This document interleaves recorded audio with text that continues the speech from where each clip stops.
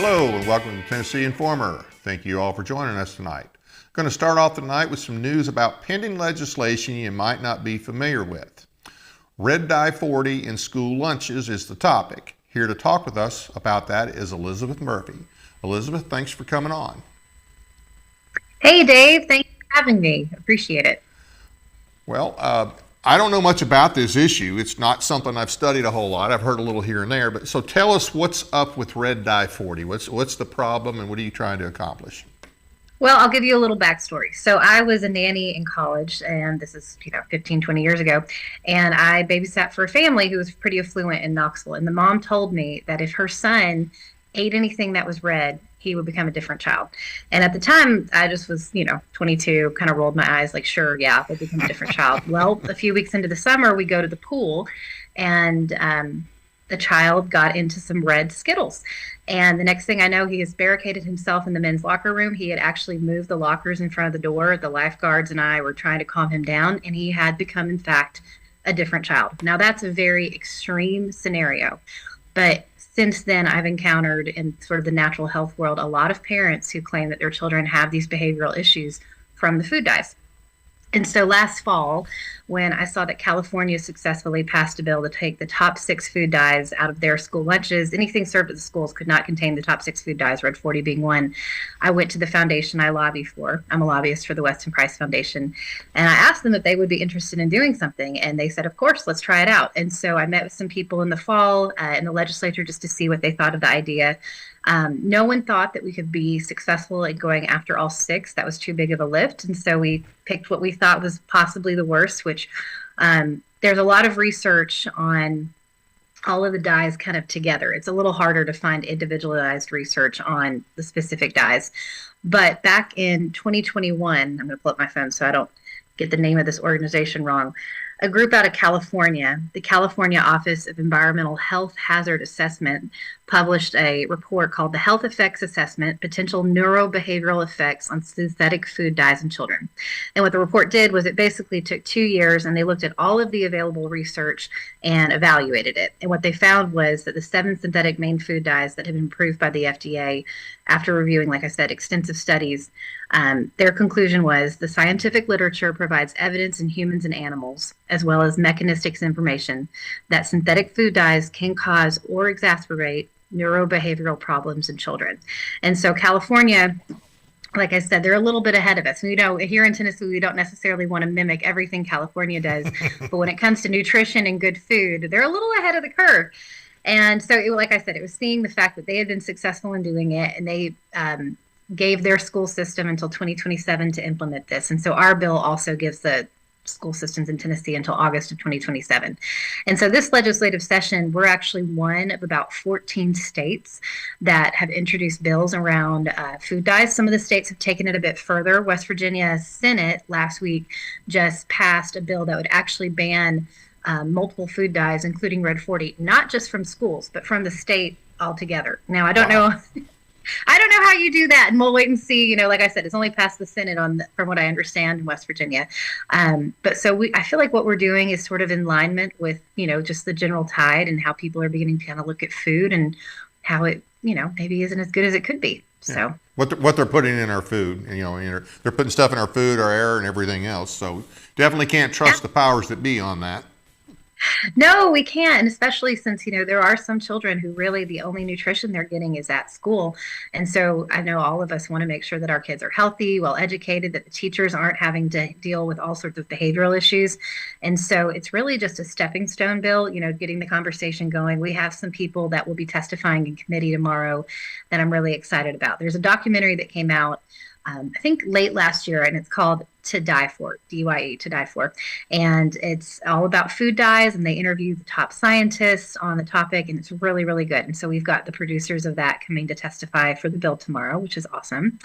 And so we'll see. I think we stand a really good chance of getting out of Senate education. If anyone listening wants to call or email those Senate committee members, we would definitely appreciate it. Now, what's the bill number again?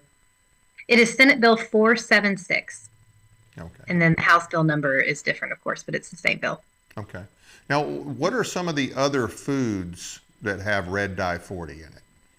Well, Fruit Loops has Red 40 in it in the United States, and I bring that up because in Canada, when you look at the products that or what's in the Fruit Loops in Canada, they're actually using watermelon juice in Canada. So we know that these companies, especially the companies that also sell to Europe, because in Europe in 2010, I shouldn't say Europe, in the European Union in 2010, they passed something that made it to where any food products that contain red 40. And in Europe, it's not called red 40. It has a different name there, but it's the same exact chemical. And I'm off on a tangent now. But one of the people who was lobbying against the bill, I saw an email that he had sent out today, and he was talking about how, Europe was fine with red 40. And where the confusion comes down is that they don't call it red 40 in Europe. They call it something else, but it's the exact same chemical. But in the European Union, if the food contains their designation for red 40, it actually has to have a warning label on it that says that this could cause behavioral issues in children. So that's been in place since 2010. So we have companies that are selling to Canada, to Europe, and they're using different things. And yet our children are the ones that are not getting the best possible nutrition. So who is, I guess, what industry is lobbying against this bill? The makers? Is it just the producers of Red Dye 40, or who else is? Well, right now, the Bottling Association, interestingly enough, just because, the bottled drinks that go into school, I guess, vending machines, Right. They continue to contain red 40. Coca-Cola, the lobbyists for Coca-Cola. So those kind of things, because as he told me, their scientists have proof that it's safe. So I was like, well, other scientists disagree. So. Yeah. So you mentioned the most extreme example of a reaction with the kids that you were watching. What are some of the other things that this causes or can cause? Well, like I said, there isn't there aren't studies that are specific to red 40. The studies are usually looking at a bunch of different dyes together. So I don't want to misspeak and say something that's not true. Red 3, which the FDA just banned in January. Now that was for 40 years, there was information showing that could be linked to all sorts of issues, including cancer. And so one of the things that we have to understand that with the FDA, the research that we do have on it is decades old. It's not taking into account how much children are consuming, because we have to think, right, per body weight of a child is going to be different than the body weight of an adult. Right. And when you're getting Fruit Loops in the morning, you're getting it in your pizza sauce at lunch, it's in your Pop-Tarts, it's in all these different things that right, the accumulative effect, we really just don't know. And so I think especially when it comes to children, if we don't know, and since we do know that the red 40 is not adding any nutritional value, the red 40 was never added to help children. It was added to help companies sell their product because they thought that a brightly colored item would actually make it more attractive to children, which it does.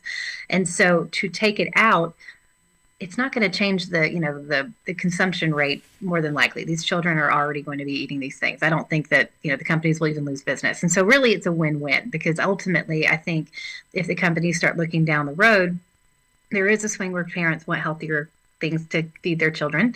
And we were just, encouraging them along down that path. So you said Europe outlawed this in 2010, and they call it something. They didn't outlaw it. They just made it to where it has to have. Okay. Yes. And so that's the goal of your bill, is they have to label it. No, the goal of our bill is to actually make it to where it can't be served in public schools. So the public school lunches, nothing can be served that contains red 40. So, but in Europe, is there not research from there that you guys can use? I mean, if they did that in 2010, they've got to have some information. They didn't just do it just because. No, well, and like I said, the best conglomerate for the research is what the California Office of Environmental Health Hazard Assessment did, which is a 300-page document. And they took all of the existing research on food dyes, studied it for 2 years, produced this document. And that's what ultimately led California to take the step forward to ban it from their schools. So what do you think the chances are it'll get through? I think there's really good chances. I really do. The one hiccup that we're having is, just the way the school lunch program works. It's federally funded, right? And so the USDA has certain vendors that they work with. There are certain requirements for the amount of nutrition that has to be on the school lunch tray. And so logistically, I think the Department of Education at state level here in Tennessee just wants to make sure that uh, that Tennessee will have vendors to work with, and that if we do this, the schools won't be, having issues with getting the products that they need. But and a lot of times, it's really just an easy thing where if you're serving wild strawberry applesauce that contains red 40, well, you can opt just to serve regular applesauce. So it's not always as big of a deal, to Right. just opt out. Okay. Anything else on the Red 40? Well, like I said, the To Die For documentary, if you're a parent who wants to learn a little bit more, that is really, really well done. And they talked to a lot of amazing researchers in that documentary. Okay. Now, this wasn't originally on the agenda for the night, but we were talking before the show, and you mentioned a bill having to do with stores being required to take cash, or am I confusing that with another Nope, legislation? you got that right. This is going to be Senate Bill 484. And this bill would require brick and mortar businesses that have at least 6 employees to accept cash. Just because we're seeing a kind of an alarming trend across the country, especially here in Tennessee. I know of a bunch of places that no longer accept cash. Cash is legal tender. We want to keep cash in circulation. There are people who operate only in cash, the unbanked, which are, actually more people than we realize. And I also lobby for an organization called Solari, and we're very, very wary of digital currencies. CBDC has kind of became ubiquitous for that, but it's much bigger than CBDCs. And one of the ways to just stop the digital control grid from being implemented, which, we already probably have 3 walls of the control grid up, but the 4th wall really is financial control, and just keeping cash in circulation and cash being accepted is a good way just to, kind of keep your privacy on your financial transactions and just make sure that we protect that. I don't know that I've ran into a place yet, or that I've been to a place, not that I'd go to a lot of different places, but I don't think I've been to any yet that don't take cash. I don't think I would go if I knew ahead of time that they didn't take cash. I wouldn't go, because I try to do a lot of cash. I'm not saying I do it exclusively, but I'd much rather do cash, and I definitely don't want to get into a situation where you can't use cash anywhere. Is it mostly in the urban areas that they're doing that? Is it just certain parts of the state? I think it is mostly urban areas. I live in Knoxville, and there's a couple businesses I can think of, different theaters that that they don't accept cash. We actually worked with the University of Tennessee on this bill because it's my understanding that at their football games, they don't accept cash. And so in the bill, we actually have a little workaround to where if you show up to an event and they're not accepting cash, then we will require that event venue, in this case, the University of Tennessee, to have basically a little kiosk where you come, you could put your cash in, you could get a prepaid card, and then you could use that card at the event to, kind of keep them cashless to a degree, but also allow the consumer to come to the event with cash. What kind of support is this bill getting? This bill we just finally got the language finalized last Thursday, so I've not even had any meetings about it yet. I have a few tomorrow, so we'll see. Last year we had a similar bill, and it died in subcommittee. So we're more hopeful this year. I think it will get more support this year, but definitely if anybody wants to look it up, Senate Bill 484, and just kind of keep track, that would be great to have your support on that as well. Calls and emails are always great. Who's the Senate sponsor? It's a new senator, Senator Harshbarger, Oh, and okay. then Renee Jones, Representative Renee Jones, who's also new. Is the House sponsor. 2 freshmen, huh? Mm-hmm. Well, We're hoping they'll be. at least they're willing to take it on. That's good. That's good. Yeah. So did they have any co-sponsors yet? Yes, the bill on the House side, Bud Halsey is a co-sponsor. Michelle Renault and Lane Davis are so far co-sponsoring. Good. Well, I hope that one gets through. And I didn't know. I've heard about it in certain places, and I figured there were certain states that were worse than others. I didn't know that it was much of a problem here. But Not a huge problem yet, but I think just sort of the general trend. Let's go ahead and stop it from becoming a huge problem. Right. So. You mentioned the Solari organization. We've got a few minutes left here. Can you just talk a little bit about that? Because I know a little bit about them, and I know they do put out some good information, especially where finances are concerned and where, I guess you could say, government malfeasance when it comes to your money is concerned. Yes. Yes. Well, Solari was founded. I believe Catherine founded it in 2010, so we've been around a little while. But Catherine Ostafitz is the founder of Solari, and she was the Assistant Secretary of Housing and Urban Development in the first Bush administration. And so she has a really fascinating history. She was also a partner at a major Wall Street firm and then was hired out of Wall Street into DC. She saw a lot. Her story about the missing money is definitely worth reading up on. A little too much to probably get into here.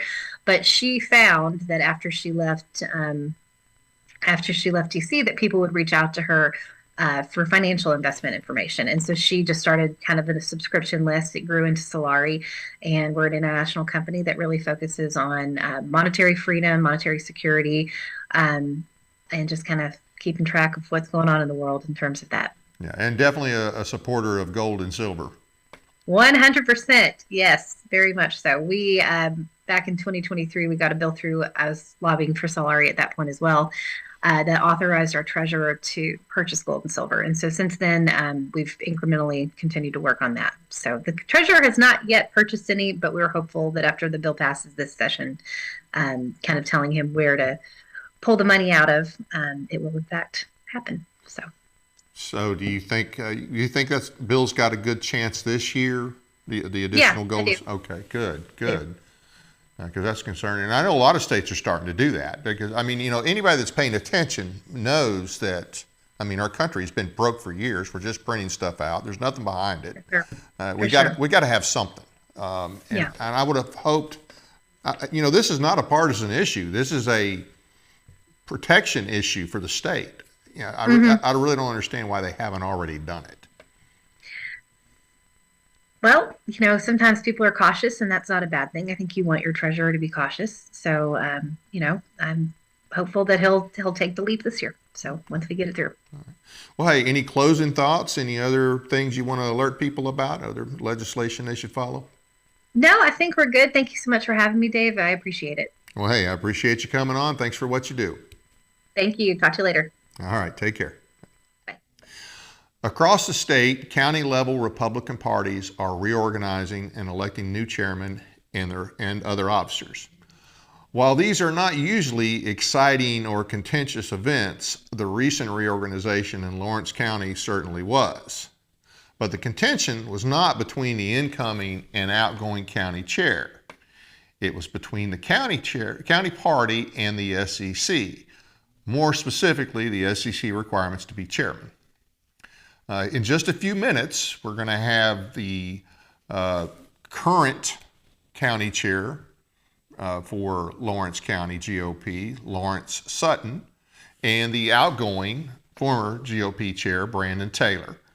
And we're going to talk about some of the problems that they had there, what led to it. And then it's just, I think, some of the resentment that, like say, not between these two individuals. They're good friends, and they were before, and they still are, and I imagine they will be down the line. But, we have some problems with our SEC in the state. And then in some cases, we have a lot of people that maybe don't understand the rules, or anything they've heard about the SEC has been negative. And don't get me wrong, there is plenty negative. But we'll talk about that, and we'll talk about some of the positive as well. So we'll have Brandon Taylor. I think Brandon has already joined us. How are you doing tonight, Brandon? Okay, we'll still work on the sound there. Just we'll have. Can you hear me, Dave? I got you now. I think that's Lawrence. Yeah, that's me. How you doing, buddy? I can hear you, but I can't see you. Oh, well, let me fix that. Hey, Laura, I need help. They can't see the picture. Okay, just so everybody knows, he's requesting his 12, 13-year-old daughter? No, she's 14. 14 is squaring away. Don't feel bad. If I had a younger person in the house that knew about tech, I'd be calling on him too. Matter of fact, she's the one that designed this background, the Lawrence County Republican Party with the flag and stuff. That looks great. Yeah. I saw Brandon flash up just a minute ago, but I couldn't hear him, and now his picture's gone and and I don't hear him at all. But he'll join us here in just a second. I appreciate you coming on with us.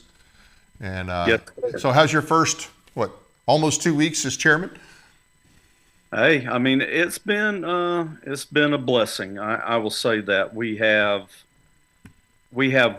in my opinion, we have one of the best counties in the state. Our people are unified. Um, we have, and you know this, Dave, I brag on our elected officials that we have. We just have good elected officials that are God fearing and they believe in our Constitution. Well, I know your party's definitely been active the last 2 years. I mean, you guys were very active. You had a huge turnout for the red flag session, Bill Lee's red flag session. You guys, there were more people of the groups there. There were more people from Lawrence County than any other county that I'm aware of. You had a great turnout. And again, you know, we had county commissioners. We had David Morgan, who was our county executive, was with us. Head of our election commission, Chris Stutz, was there. I tell you, I mean, Travis Caldwell was one of the commissioners. Tammy Wisdom, one of the commissioners. We had Tommy Lee Kidd, who was our clerk of court. We had Russ Brewer, who's our county clerk. That's why I'm saying, for me, being the chairman of Lawrence County Republican Party is it's a blessing because we have such good people that are you know, like I said, they're God fearing and they believe in the Constitution. Yep. I know you got some good people down there in that area. I know a few of them. Been down there. I was on your radio show, the one that you used to have. I think actually last year, or year before last. Yeah, we did it for about a year or so. So, Brandon, I see you. Can you hear me? I can hear you. Can you hear me? I got you. Well, I can't see you, so give me just a second. It's not letting me sign in on this thing for some. How you guys doing tonight? Doing good. We got Lawrence with us already. Can you see Lawrence? Hey, I could hear you guys, but you guys could not see me or hear me. So that was. Okay. Well, Lawrence, can you hear and see him? Oh yeah. Unfortunately, I can see him. I mean, Brandon and I both had face for the radio. It's just not sign in. I can't sign in completely and join you guys, so I don't know why it's not letting me do this. Well, Entered it in. I hear you and see you, so I don't know what Yeah, you're good now, buddy. Yeah, I think you're good now. So I can't see you guys. So I'm just telling you. Okay. So you can't see us. Can you hear me now? Yeah, I can hear you. Yeah. All right. No, I can't see you guys. I'm sorry. All right. Well, we're going to go with it. Everybody can see you, so that's fine. Good. So we should have. So you're telling me we should have called the show tonight "Radio Faces," right? Hey, I That's got right. you. You popped up. It's perfect. Yeah, hey, we do have a great face for radio. No doubt about that. Well, I was talking about all three of us. We got to call it "Radio Faces." It would have fit perfect. So anyway. Thanks for inviting me, Dave. Well, hey, thank you both for coming on. So the reorganization was the week before last, and you know I want to get right into this. We do have a little clip we're going to play. So just so everyone knows, the SEC, which is the State Executive Committee, in this case the Republican State Executive Committee, the rules state that in order to be eligible to run for chairman, you have to have voted in 3 of the last 3 Republican primaries. So we're going to take it from there. And you know, Brandon, you're the outgoing. You were the chair, and Right. when the election came around, you weren't eligible. You didn't contest that or anything per se. But let's kind of start it from there, and I'll let you guys kind of narrate. Once again, I want to stress to everybody, and it should be pretty obvious by now, that you guys are still friends. The animosity is not between you. And No, absolutely not. As a matter of fact, we had a credentialing committee meeting, and that was when my name was brought up when Brandon couldn't do it. And I looked at Brandon. Brandon's like, "No, I want Lawrence to do it if nobody else." And I even told Brandon, I feel like Brutus, you know, because me and Brandon, we've gone on this journey together, and and he'll tell you, he's brought me kicking and screaming. Right. No, I understand. Well, Lawrence has been reluctant, and no, I guess you could see on the video, it may appear that Lawrence and I were actually both being nominated. It would appear that way, but that's actually not what was taking place. We had already decided the night before that Lawrence was definitely going to be the choice because, as you said, I was not going to be qualified. So we wanted to make sure we had a good guy in there. And, of course, Lawrence he's a really great guy, and he's definitely qualified for the job. And so there was never – Lawrence and I have never even had a crossword with each other. We're great friends, and we actually hang out a lot. But so, no, there was no animosity ever, not ever. Right. Let's go ahead and roll the tape. We're going to play just a few minutes of it, and we're playing it just to kind of give the audience a feel of that room that night, and mostly, I mean, because you pretty much were up there telling, hey, look, guys, I'm not going to be able to do it, and of course you were taking questions, but hey, your party was not happy with the situation at all, and I think that kind of showed. So they love me, Dave. What do you want me to tell you? So let's go ahead and roll the tape here, and then we can talk about it after that. Okay. Then I've got 20 years credit civil service working for the Army and Missiles and Space. I've been everywhere, done everything. There have been times I have been sent somewhere, short notice, and did not have an opportunity to vote. But I've been voting every election I could since the 70s. And to come here and to find out that if you miss a vote, I've raised 7 kids, I've had 1 murdered. And you tell me you can't be chairman because you miss a vote and Right you can't do it for 4 years? Right there. You might as well tell me you're a rhino or a Democrat. In a state where Democrats can vote in the Republican Party, this is an absolute disgrace, and I am thoroughly. You got But as soon as Brandon Taylor got involved in helping with this party, and the group of people that are in this room that are always consistent to be a part of the Republican Party, I mean, we started doing some stuff. We started making some moves, and stuff was happening. And I think Tom could have read more things on his list that this party has done. That's right. Mr. Chairman, I do wish there's some way we can make some kind of provision tonight to keep these that are in leadership. And I do agree with you, my friend, that it's a sad day when a Democrat can walk into a Republican primary and vote just like that to try to shift an election, which happened in my Republican primary, if you recall. The attempt was made and broadcast all over Facebook to try to do that, to get people out to vote. So it's sad that can happen, but yet we can't have a young man like Brandon Taylor who has more passion in one bone of his body than half the people in this county have in their whole body. It's sad that we can't have a man like that loves God and loves this county helping lead this party. So that's my piece. Please do. Because So the reason that we don't have, the reason that we do this, is because because it's crap. It don't matter your reason. Well, you don't want to listen. It's wrong. What's It wrong? don't matter what your reason This is. is Lawrence It County. makes You're no not from sense. Lawrence County. You don't live here. Well, that's their This problem. ain't your county. I ain't ever even seen you guys, and y'all come down here and want to take over this party? Yeah. We're not taking over the You party. don't have We're a not. voice. That's right. You're trying to tell people we don't have a voice. Yeah, that's what you're doing. I'm telling you what the rules How are. much money are you The going to tell rules? people that they don't Who have made a the voice? rules? The state Republican Party over the last 30 years. We were have never been- in Lawrence County. You have representatives. You've had representatives. I was serving my country. We I are wasn't here. Well, but What when you were you doing? voted, How much did you serve your country? I did not. You probably did. Okay. We would like to make a motion to Brandon Taylor be our chairman, and we would like the SEC to make adjustments and whatever you need to do to hear the people of Lawrence County. While you're shaking your head, no, you're not even from Lawrence County. We have an amazing thing going here, and you're trying to come in and trying to disrupt it. I'm not doing anything. The You are- rules say you are. that you have to vote. Rules are made Brandon to be himself broken. said he didn't vote.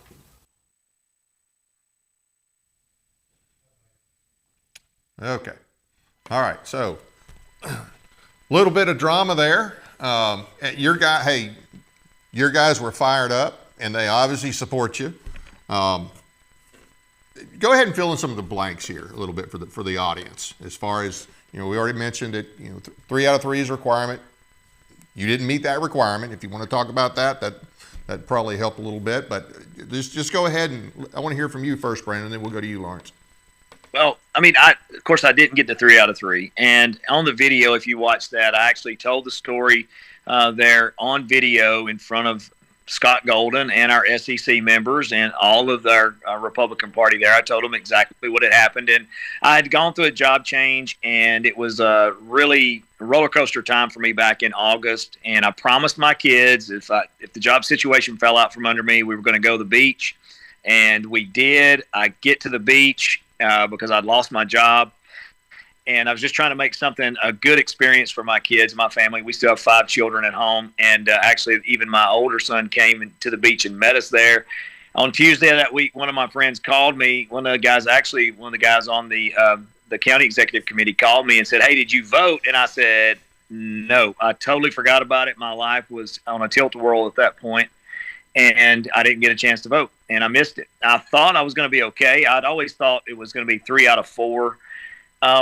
I guess to give you the real history of us, and I don't want to use too much time. You just tell me how much time you have, but if I start talking too much, just cut me out. But, we didn't start – Lawrence and I did not ever intend to get into politics. When Lawrence says he went kicking and screaming, he really did. I was not a very political guy. And honestly, Dave, I'm probably still not a very political guy, just to be quite honest. I know that might seem like I'm telling a lie, but it's not. I'm not in – politics has not been something I've been crazy about my entire life, but we started losing our freedoms, Dave. Mm-hmm. And I realized that politics is, if you're not interested in politics, it's interested in you. Yeah. And we see the Republican Party as a tool that we could use to move the needle to the right. And that's what we wanted to do. And so Lawrence and I kind of jumped in with both feet. And so we didn't get into a lot of the strategy of the Republican Party. We just went to work and did radio shows. We've been on your show. You've been on our show.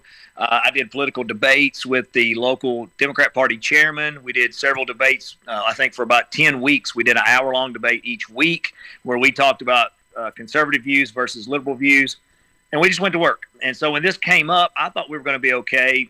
Lawrence and I had never really gone through an official reorg meeting. This is just a fact. The first one that we did, we just got involved in politics. And quite honestly, I'm not trying to throw anyone under the bus. We were all in unity, but we didn't follow the rules. And the SEC, okay with it? I'm just telling you. We didn't. But I want to say something about that for just a minute. A good leader understands the spirit of a rule.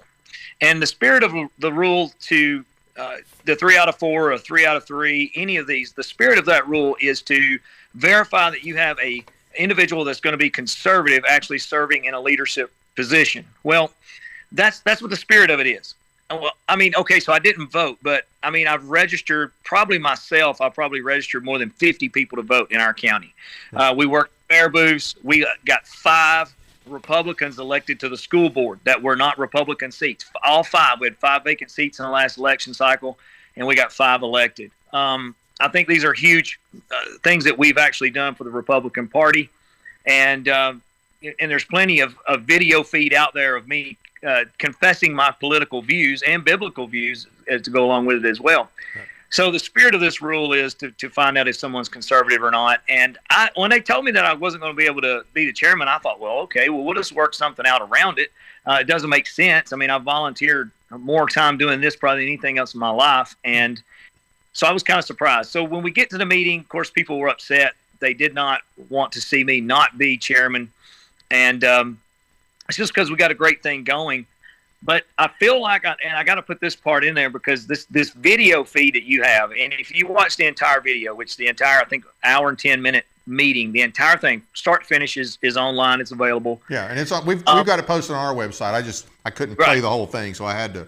I obviously, look, I picked a dramatic part, okay? That obviously I did that, but the whole thing is posted. So if you're going to watch it, you need to pop your popcorn before you start watching it because it's pretty intense all the way through. But you're just catching a midsection of that actual event. You're not getting to see what happened before, and you're not getting to see what happened after. And so before, with the credentialing committee, they're stopping people from going into these meetings. Who's that? I don't want to get into that right now. No, I do, because who's that? Because Scott Golden was the guy in the sports coat and I think the pink shirt, and Sure. that the guy in the hat was upset with, and they were having that conversation. Now, is it my understanding that Scott Golden was actually checking people into this county meeting? Is that accurate, or is that a misunderstanding on my part? That's 100% true. Actually, the credentialing committee was already sitting at the tables there, and we had an excellent credentialing committee. The chairman of our election commission was one of the guys that was there, and also our another elected official was also there as well, our county clerk. And they were checking people in, doing a great job. Our folks love these guys. And so they were checking them in. As soon as Scott came in, he actually – the first people that he made mad as soon as he walked in with those two guys, when he basically elbowed them over. It wasn't a greeting. It wasn't a shaking of hands. It wasn't introducing himself. He said, "I'm here. Scoot over. Let me get in here with you guys." And immediately he started just really getting people upset. I'm trying to pick my words carefully here, but he was very confrontational and I'm not just saying this. We weren't trying to entrap Scott Golden. We weren't trying to entrap.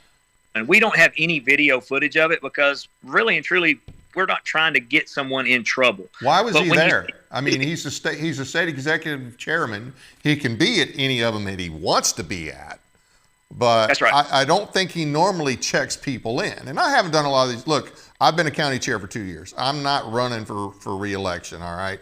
So, it's not like I've done a lot of these. But obviously, as a chairman, he can do that if he wants. I doubt at most of these that he shows up at. I just have a serious doubt that he's the guy checking people in. That just seems a little strange to me. Well, I guess I'm just going to go ahead and say it the way it looks. I'm not going to sugarcoat any of this. If somebody gets mad at me, then I can give my opinions here, and that's what I'm going to do. Actually, what they were planning to do is they were anticipating our party voting down the charter and not continuing on with the GOP. And at that point, they were going to appoint a new chairman in the place. And we saw this coming. And so that's why we had it worked out to where Lawrence Sutton will be nominated. And he was actually nominated. And I'm going to be very honest here. I saw on video. Our sheriff nominated Lawrence Sutton to be chairman. I mean, Lawrence is beloved in the county. Our elected officials love this guy. And it's not that I'm the fan favorite. They like both of us. And, Lawrence is not as cute as I am. But anyway, it's just, I'm picking at Lawrence a little bit there.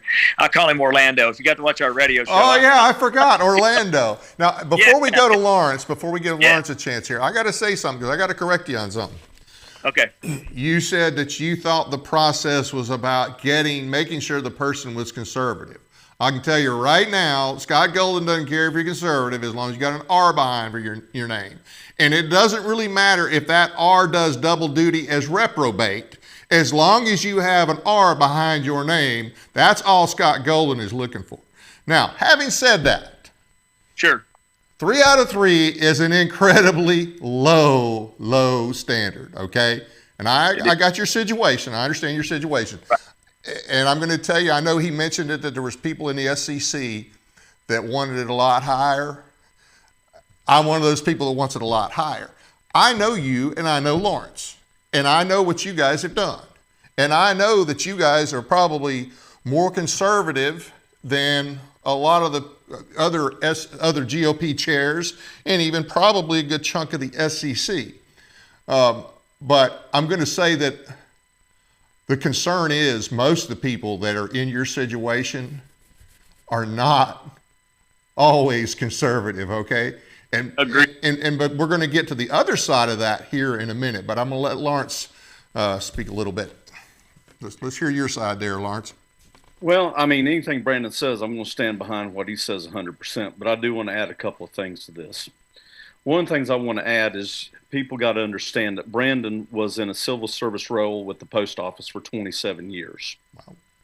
And during this period of time, before he was actually let go, he quit this job because he felt like that the post office may either hurt him or hinder him from being able to do more for the Republican Party. Brandon's not going to say it, but I'm going to say it. And he took this other job with a friend of his that had brought him in because this friend, and it's not just his, mine too, sees what Brandon is capable of and is going to help him, and he actually went into this other business. Well, when you've been in a job for 27 years with the post office, and I even told Brandon, I'm like, Brandon, I don't know if I'd take this because you're going to lose retirement benefits and everything else. But Brandon's heart was in this to help our county and to help our state. And he knew that continuing in a government job, he would not be able to do what was capable of. And Brandon's not going to tell you that, but I am. So when you have a man that has raising 6 kids, is a pillar of this community, was on a job for 27 years, and then within 6 months of taking this other job, because there was a falling out of partners and Brandon was caught in the crosshairs, he lost a job after only 6 months. To me, it was traumatic. And Brandon was actually trying to keep his kids not to worry or anything. He actually made a joke of it. He's like, hey, kids, Dad's going to get fired maybe, and when I do, we're going to go on a vacation. He wanted to make it where his children, his family's not worried about what's going to happen. And that's exactly what he did. Is he got fired on a Friday, and he came in and he told his kids, he goes, all right, pack up, let's go. We're going to the beach for a week. Well, lo and behold, the next Tuesday is when we're supposed to vote. Right. And I'm going to tell you something, Dave. I have a little bit of disagreement, and I understand what you're talking about on 3 of 3. Yeah. But when you're dealing with me and Brandon, when Brandon says we're not political, we're not. Even on the radio program, we always stressed on the radio program that we are Christians first, we are constitutionalists second, conservative third, and then finally Republican. And we always stress that. And I will also tell you this, not only our SEC, but other SEC members that we were in contact with had always told me and Brandon, you have to be 3 out of 4, 3 out of 4. So, you know what? That's what we thought, 3 out of 4. Is it our fault for not going and reading the rules and for trusting people at their word? Yes. So what did your SEC guys tell you, and when did they tell you? I mean, the whole time, all me and Brandon ever heard was 3 out of 4. Even when we were vouched for when we were brought in the first time. That's correct. Right. We were vouched for. And I want to say this. I'm not trying to throw our guys under the bus because Johnny Bellis is our SEC guy, and Johnny is the one that stood up for me and Brandon and vouched for us. I'm just telling you what me and Brandon had heard is that it was 3 out of 4. Right. So, again, it's our fault, but it's also one of these things, fool me once, your fault, fool me twice, my fault, and we actually took people at their word. And you know why we took people at their word? And I'm not saying that they did it on purpose, okay? But we took people at their word because me and Brandon have always dealt with people through non-deceit. And when you see what was happening in that room is before Brandon and I got involved, they would have 3-4 people. They used to meet in the parking lot to do their Republican meetings. Right. Brandon and I have actually led meetings where we've had over 200 people at a meeting. Wow. Brandon and I had spearheaded, even before we got involved in politics with the Republican Party, we spearheaded, and we had, Brandon, over 200 people we had in the courthouse in order to make Lawrence County a sanctuary county for the Second Amendment. Yeah. And I want to say something because some of the listeners might not know this. I've been following this, I've been involved with politics. I don't like to say involved. I've been involved with this for over 15 years. So I kind of know, I got more experience, so I know a little bit more. Absolutely, you do. And I've watched the SEC. The SEC has always been something of an issue, but I will say this. The SEC has got probably more conservatives in it now than it ever had. Now, I don't consider Scott Golden a conservative. And I think part of the problem, like I said a minute ago, I agree that I can't excuse the fact that you missed a vote. I understand the situation. I still say 3 out of 3 is way lower. I'd make it a whole lot higher. I also say you guys are the exception. Most people, I don't even like vouching for most situations. But hey, there's an exception to every rule. I got that as well. But here's what I want to say so everybody understands. The SEC, I think a lot of the resentment is, number one, some people don't realize that there are actually some people in the SEC. There's some good people. Tess Robbins here in this district, she's my SEC. She's hardcore. Jerry Beavers, Terry Nicholson, Chris Morris, he's a good one. There's others that are solid, okay? And then there's a bunch that are not so solid. And so we do have problems. They have done some things, some good resolutions that I was surprised that they supported. Now, having said all that, if you don't really follow it,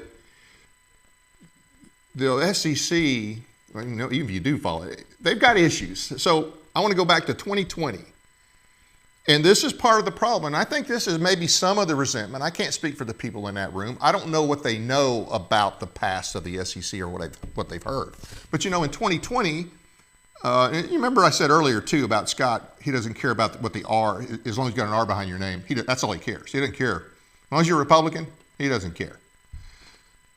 In 2020, you had the situation in Knoxville where Eddie Manis, a known Democrat, a known homosexual Democrat who had voted against Trump in 2020, was supported by Golden, Representative Faison, Senator Briggs, former Governor Bill Haslam, I want to say Representative Burchett, and Glenn Jacobs, mayor of Knoxville, to run against a bona fide Republican, a flat out, no doubt, no questions asked, bona fide Republican out of Knoxville.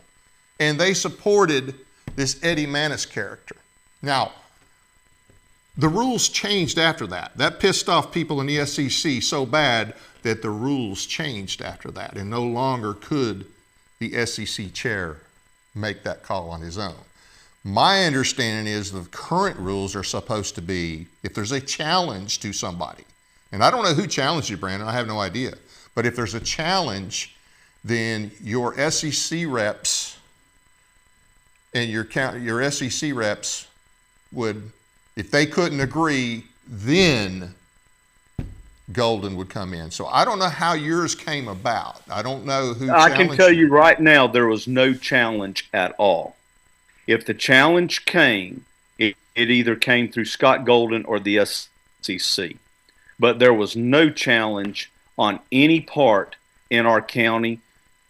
As you see in that room, Brandon had 100% support. Right, yeah. And so there was no challenge at all. And that was one of the things that we actually discussed, Dave, right, even on the credentialing committee, is the fact that since there's no challenge, why can't Johnny Bellis, why can't Stacy Brewer, our SEC members, vouch for Brandon, and then Scott Golden vouch for Brandon?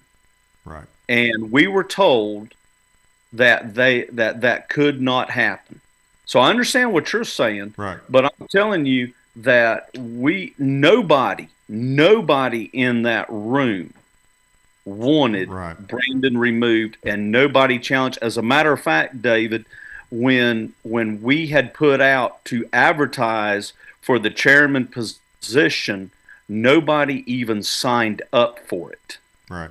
And I know that I've heard other things in other counties, so I think that's another problem that some of your people might be seeing is they've heard in other counties where maybe they haven't been as consistent on this rule, okay? But here's what gets me. It's important to have a standard to allow somebody to run for different positions of leadership in the party. I got that. I agree with that. But hey, how about we have a standard for you once you're in the party? Now, can either of you guys think of examples over the last, 2 years of high-level Republicans in our state who have totally disgraced our state and our party, and, okay, they're still in office, and some of that's on the voters, but worse yet, they're still in leadership? Well, Right. they're still in leadership because you just hit it right on the barrelhead, Dave. The only credentialing that we have is if you voted. And Brandon and I have already said, I can remember me and Brandon in 2016, we even talked, are we even going to vote for the president even? I mean, that's how apolitical we weren't and how we did not care for politics.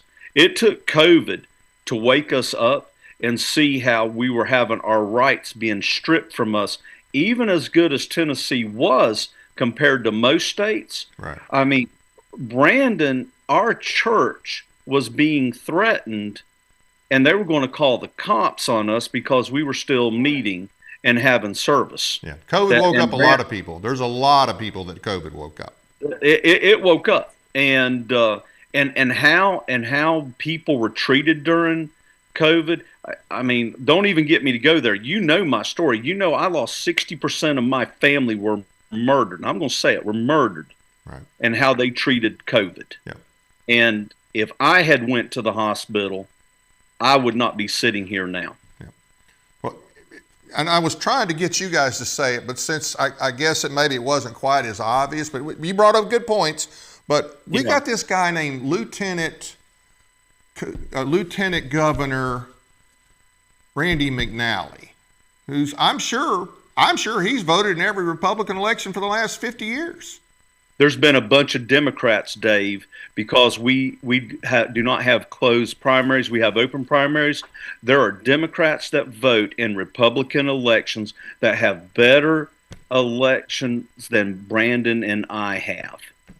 My point is, there's a standard to get in, but there's no standard once you're a Republican. I mean, look at what he did. There is none. Here's our lieutenant governor online having this little sexual chat going back and forth with a 21-year-old guy, 21-year-old gay guy. Makes Saturday Night Live. Didn't want to. He didn't act like anything. He did anything wrong, and he's still in leadership. We got Yeager, who just got a DUI down in Georgia. Mm-hmm. Drunk on tape, drunk pissing on himself, involved in a hit and run. Still in leadership.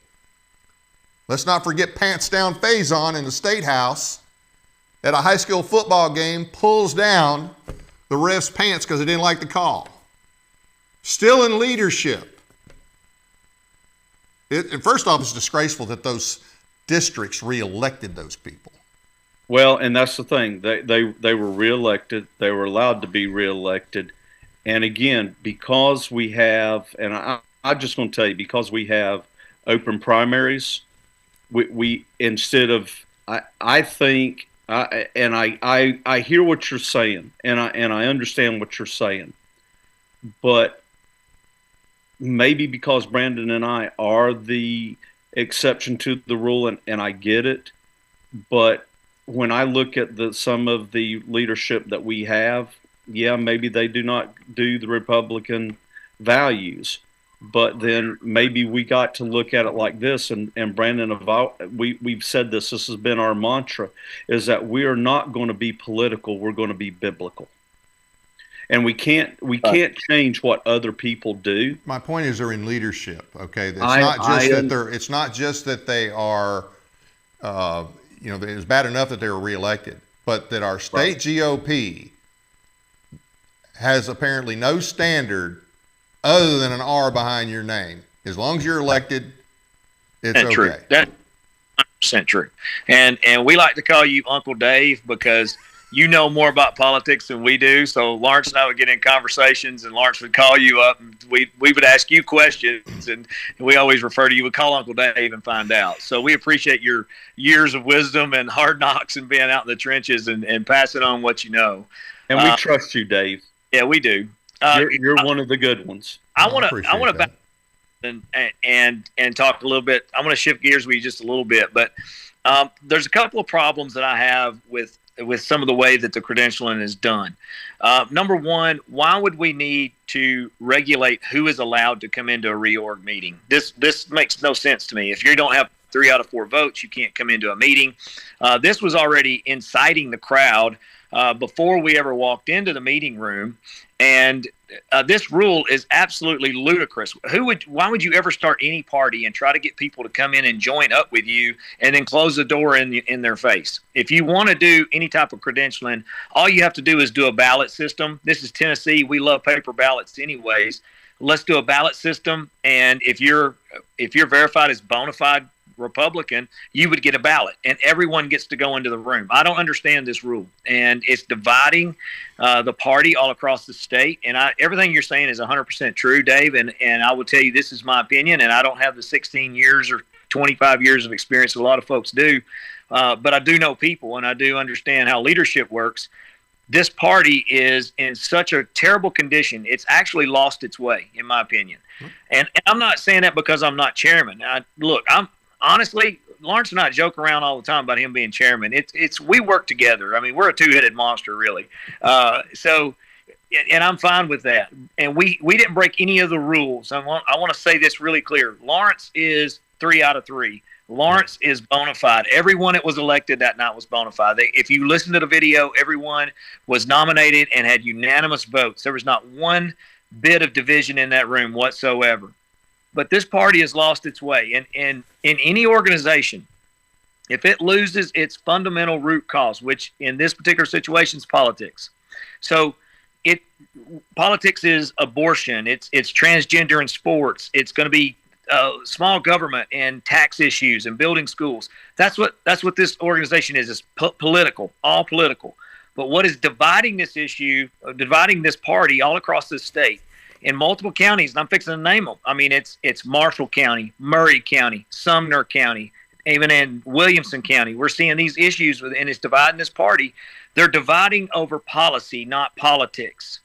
And when you see some organizations start dividing over issues that's unrelated to its fundamental root core of what it is assembled together to do and to create and to impact, it has absolutely lost its way.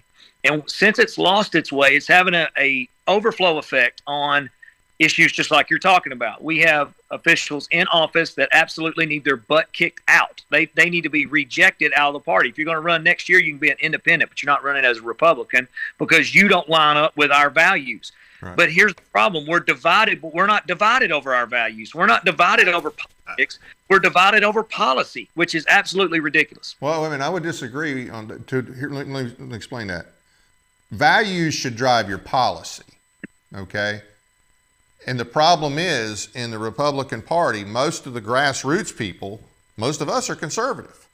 Sure. But your leadership, so-called leadership, okay, a lot of your elected officials, especially if they spend any time in Nashville, they're big tent people. They don't care what that R is. As long as you got an R, they don't care about anything else. They are about power. They're about party power, but they're not necessarily conservative. And I think that's the big rift is between the conservatives in the party, which is I think most the grassroots and a lot of others that are even in some of the urban areas you still have some conservative people, but the actual party. I mean, our governor's not conservative. Our caucuses are not conservative. They might be conservative on some things, but they're certainly not as hardcore about it as we are. Sure. That's how I see it anyway. I agree. And when I say policy and I say it dividing each one of these counties, to me, it's absurd to say that you can't go into a reorg meeting. Some people got mad at me. They actually complained that I actually videoed our reorg meeting. I'm a very transparent guy. I mean, I have a saying, you can hide in the broad daylight if you're transparent. And I love transparency. I love showing what's going on behind the scenes. To me, I think that's what draws a lot of people in. And a lot of our people, I'm going to be quite honest, because we're bringing a lot of new people to politics. They're like us. They weren't involved in politics because they see it as a dead chamber of commerce meeting of people coming together, 10 or 12 people, and they're all elected officials and they're running their own little program. Right. But we have brought in a group of people. Lawrence and I have gone out and pulled in folks that don't have a voting record. I'm just being honest. Yeah. They don't. They're very conservative people, and they don't have a voting record. And when you come to a reorg meeting and they don't have the voting record to get in the front door, but yet they've been involved with a fair booth, they've been involved with going out to the public and registering people to vote and being involved in all of our meetings, but yet they can't come to a reorg meeting. I'm removing the fact of all political things. I'm talking about now in different organizations I'm involved in. That is not the way to grow this party. And I'm just going to be honest. I know people say that the Republican Party is doing strong, but I don't see that being a result of anything that the Republican Party in Lawrence County is doing. On a national level, the Republican Party is rolling strong. We're getting a side effect of that because a lot of people in this state are conservative, and the Democrat Party has absolutely hijacked.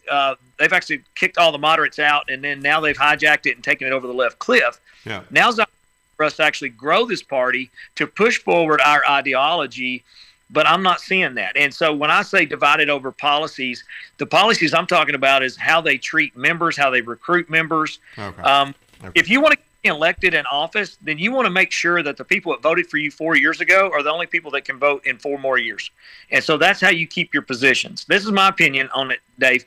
But I don't think, and if you wanted to use the 3 of 3 as one way to verify someone was a bona fide individual and do research on it, I could see that being a possibility. But I can't see that being your only way to use that as an indicator that someone is a Republican or not. That's just my opinion. Right. You know, I got to interject on this on the 3 out of 3 too, Dave. I get what you're saying, but you know what? It's pretty bad when the chairman of the county parties have to be 3 out of 3, but our governor, our senators, they can be 3 out of 4. I agree. You're talking about the highest standard is for the county party chair. That you know. That's so the county chair should be at a higher standard than what the governor of this state is, and even the SEC members. Are they 3 out of 4 also? I think the SEC are 3 out of 3, but I could be wrong. Okay, I don't know. I'm just questioning that. Yeah. But I do know if you want to run for governor, if you want to run for state house, absolutely, yeah. That's 3 out of 4. So that is kind of backwards. You would think that they would have to be. This is a unpaid. To me, yeah, we're elected. But this is a volunteer position. Yep, absolutely. And I mean, I heard something that people are even spending money on trying to get elected as chairman or a vice treasurer or something in their county. Yep. I mean, it blows my mind. That's probably Williamson County, and that's a whole different. I probably need to find some people from Williamson County and do a show. I don't know if you guys heard about all the things that went on there, but that's a. Oh man, what a show! Is it in the rule changes they put in place? So they changed the way you vouch. Now, I do have a problem with one of the rule changes, and it's people might think that I'm upset because I'm not chairman. Actually, I'm just as involved. I'm not going to change anything about what I do. So I'm trying to say that as fair as I can. As a matter of fact, sorry, Brandon, I don't mean to interrupt you, but I got to say this. One of the conditions of me being chairman was Brandon had to be right there with me like we've done, when I was secretary. I mean, it's always been a Batman and Robin thing with us. Yeah, we've had to go together because it's really been some ice skating uphill at times. There's no doubt about it. But you can't, Dave, you can't create a rule and then retroact it. So you can't create a rule in December of 2024 and say, well, no matter what you did for the last 4 years, you can't be vouched for the what you did in the last 3 years, the last 2 years. That's not even the legality of that. It doesn't even make sense. So you're talking about the fact that in 2022, when they vouched for you, right? 2023, actually. Yeah. 2023. Okay. 2023, they vouched for you. And then but now I do think there may have been, I think there were SEC rule changes in between there. But here's the thing. You got admittedly, guys like me who want those positions to have a high number of votes. I also know that, hey, they don't have any standard for the long-term guys who've been in the party and still do all this crap, and we don't throw them out of the party. There's no repercussions in our party for being a reprobate, okay? Or a retard, whatever. Anyhow, however you want to look at it. So that irritates me. I think we should have a standard. If you're going to have an entry standard, you got to have a standard to maintain, other than just an R behind your name. At the same time, there are a lot of people over the last years, because of COVID, that are getting involved. So it is a problem, but I will say that it does seem very strange to me how this came about in terms of Scott being there. You know, him being there checking in names. That just seems really strange to me. I'll just leave it at that. I don't know that it means anything, but I'm going to tell you right now, I'll say this, and I don't care who watches this, it doesn't matter to me. Scott Golden owes the citizens of Lawrence County an apology for the way he treated our citizens at that credentialing table. Not only that, as he was leaving, he was actually being he invited one of our members out to the parking lot, and he had to have two county police officers actually escort him out of the building just to get him out safely. Just to be quite honest with you, there was 5 people out there. I mean, it was antagonizing people, and I'm not. Let me make sure I got this straight. You're telling me Scott Golden challenged a woman to come out in the parking lot? Because I know he wouldn't have challenged a man to come out in the parking lot. No, no, it was a young man. Oh, okay. Challenged a young man to come out into the parking lot, and and actually the guy said, "Are you threatening me?" And he said, "No, I'm giving you an invitation." And no, I don't have a video of that, but there were 75 witnesses, and in that courtroom there, when you see that courtroom, Dave, in that courtroom we had our county executive. The individual that stood up there was our county executive that was asking and appealing on my behalf. Right. We have a great sheriff, a great county executive. He actually is the one that nominated Lawrence to be chairman. Our court clerk was there. Our county clerk was there. County commissioners were there. We had a circuit court judge there. That's the kind of people that were in that room that actually witnessed his behavior. And I will tell you, I have talked with these people, and Scott Golden owes the citizens of Lawrence County an apology. And I know they were upset in that meeting. I know they were fired up, but you can't take one clip of an afternoon or an evening of several hours of events that took place and form an opinion. But you can talk to several witnesses and get an idea of what took place there. And they thought that we were going to vote down the charter. I'm telling you, they thought we were going to kick the charter out because Lawrence and I have recruited a lot of people, and they wanted to keep us in place, in power, and people were afraid that we were going to not show up and not do debates, not do town halls, which we've done a ton of that stuff. And it's just not true. We're going to stay involved. But the conversation was had, hey, are we going to keep moving with the Republican Party? And you're seeing that happen across the state where you've got two conservative parties. One would be a GOP. The other would be a conservative party that started up with a group, and you see these splintered off. Yeah. Personally, I don't like to see that. I don't like to see that at all. I want to see these parties come together.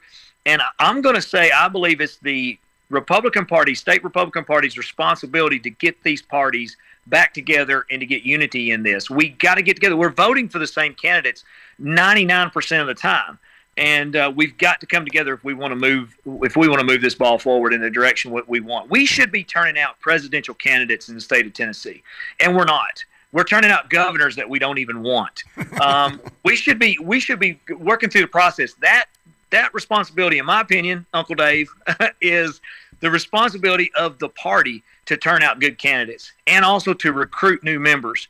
And we've got to be a group that's inviting. We've got to create an environment that is, and I don't want to mean a safe space, but we got to be a place to where Democrats that are waking up, and there's a lot of them waking up right now, and they're seeing the Democrat Party is not what it was 20 years ago, and they're ready to come to the Republican Party. I got to say this. If you're still a Democrat, you are either uninformed, misinformed, or a communist. Okay? Or a reprobate.